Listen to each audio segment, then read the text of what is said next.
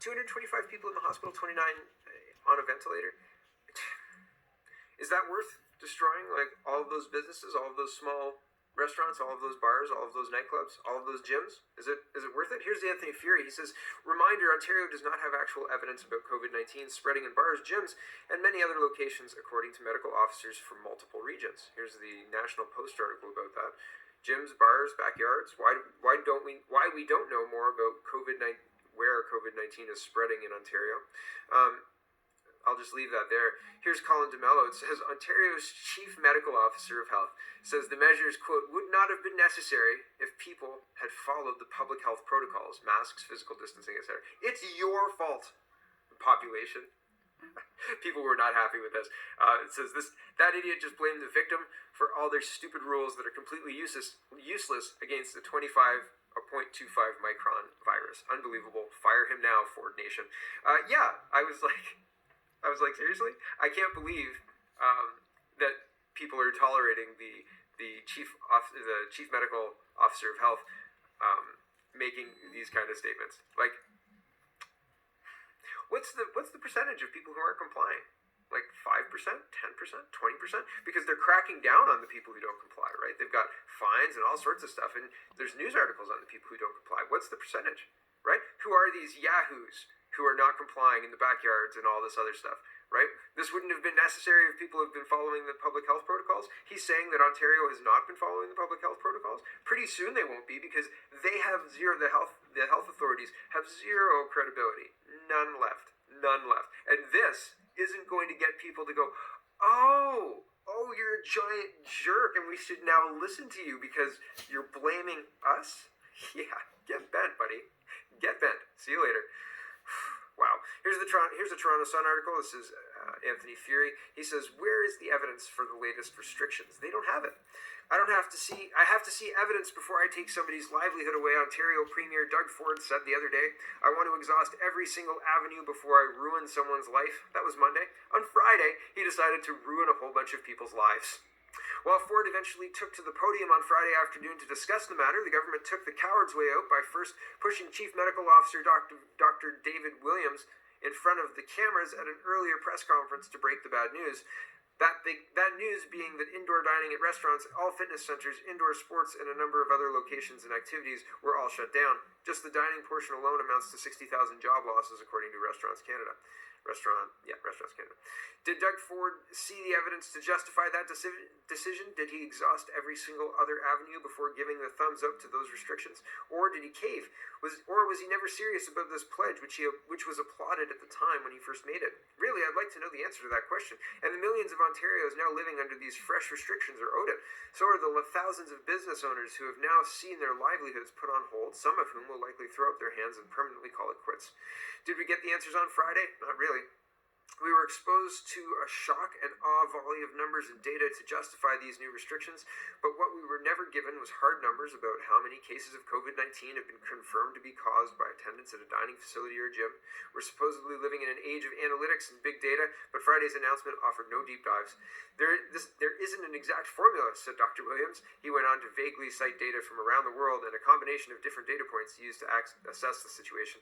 Meanwhile, the province released a confidential document that was circulated around cabinet and caucus that bore the headline, Evidence to Support Further Public Health Measures in High Transmission Areas, the Need to Act Now.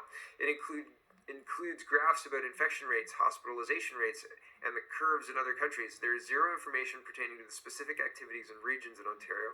There's nothing in it that isn't already in the public domain, yet this seems to be the document that swayed Ford to change his tune. There was one piece of data, though, that stuck out to me. It didn't come from the Ontario presser, but a federal one that happened just before. Dr. Theresa Tam released new projections on how the country was tackling the virus. It included a graph headline, number of cases in hospitals daily per 100,000 population July 1st to October 7th, and was broken down by province. Quebec consistently hovered between having 1 and 5 people per 100,000 in hospital throughout this time span, and now has climbed back up to 5. Every other province tracked between 0 and 2, and currently around 1.5. Here's a straightforward question to ponder and consider putting to your elected officials. If the spread of COVID-19 is causing 5 out of every 100,000 people to be hospitalized, is that a number that justifies clamping down on the activities and movements of the other 99,995 people? I scroll down. It's troubling that after over 6 months of this and after funneling more money and resources into the healthcare system, the highly paid public health officials don't have a smarter or more nuanced game plan to offer aside from a potentially endless series of rolling lockdowns of activities that may or may not be causing or stopping the spread of the virus. It's also troubling that politicians like Doug Ford now seem all too happy to go along with this vicious cycle. Yeah, there should be more questions. There needs to be a whole lot more than this. Honestly, the status of cases and the percentage of cases of these people who are long-term care victims, and yes, that's the right word, victims. They were victimized by this poor response, by this abysmal and tone-deaf and anti-human response, anti-science response. Honestly, this is and way out of line of our usual tradition of how to respond to something like this. Unless you see much bigger numbers across the board, we should not have seen anything close to this in Ontario, to the lockdowns that we saw, to the suspension of personal freedoms and poor charter rights suspensions. It is unbelievable. It is egregious. It is ghastly. And I know that I'm using words and it sounds kind of like it's like a Jackson Pollock painting with words. That's not what I'm trying to do, but it is so beyond what is usual from a government, and it's shocking that it's coming from Doug Ford, right?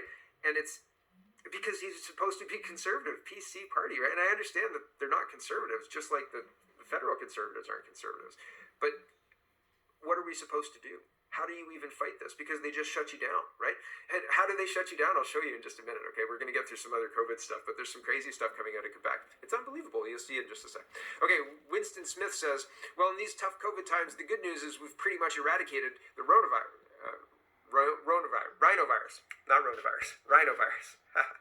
Wait, isn't the rhinovirus part of the coronavirus family? The PCR test wouldn't pick up rhinovirus as COVID-19, would it?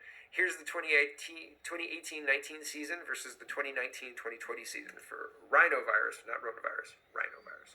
Percentage of, right? I'll get me out of the way here because it's hard to see. So this is 2018-19 and 2019-20,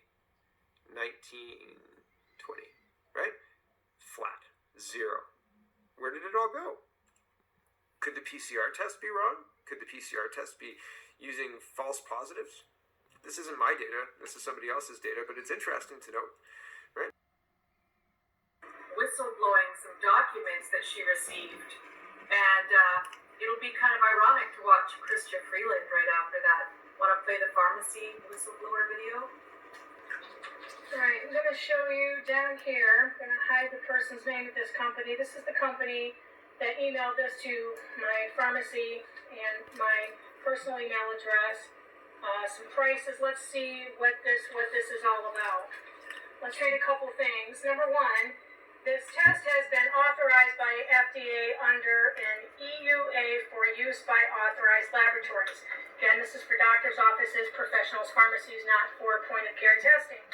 So, let's read on. This test has been authorized only for the presence of IgM and IgG antibodies against SARS-CoV-2. So it tests against the presence of past infection or current infection against SARS-CoV-2, which is the coronavirus COVID-19, not for any other virus or pathogens. So that sure makes it sound like it's going to test for past or current infection just specifically against the SARS-CoV-2, right? Well, let's actually read on a little bit farther here. Positive results may be due to past or present infection with non-SARS-CoV-2 coronavirus strains such as coronavirus HKU1, NL63, OC43, or 229E. So this is going to test positive, show a positive infection if you've had any other, such as, which means these are in addition to, any other coronavirus strain, which is what people are positive for every year. You get colds every year. You get a coronavirus every year. You get a flu every year. So this is going to show you positive which is going to allow them to, quote unquote, identify and diagnose you and be able to legally rip you from your home or any family member from your home and take you to an isolation center and treatment center, and you're not sick. Do you understand what's going on?